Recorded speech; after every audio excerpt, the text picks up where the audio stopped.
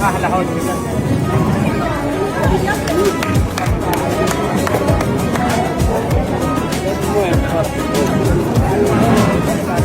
لحظة بكاء محمد هنيدي في فرح ابنته. فرح ابنة محمد هنيدي لقطات مؤثرة. يا جماعة امبارح كانت ليلة من أجمل ليالي محمد هنيدي، ليلة فيها فرحة كبيرة ودموع حلوة من قلب أب بيشوف بنته بتبدأ حياة جديدة.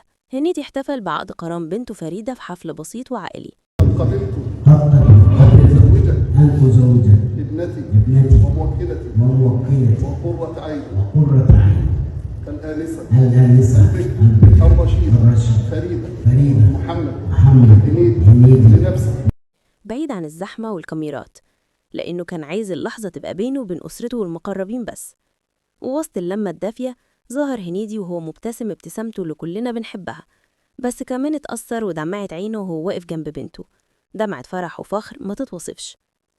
الناس اللي حضروا شاركوه الضحك والدعوات وصور عائلية جميلة خلت الليلة كلها مشاعر وبهجة.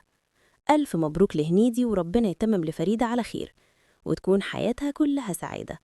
ولغاية هنا انتهى الفيديو. لو عجبك الفيديو ما تنساش الاشتراك في قناة ترندات النجوم وتعمل إعجاب وشير وتكتب لنا رأيك في التعليقات.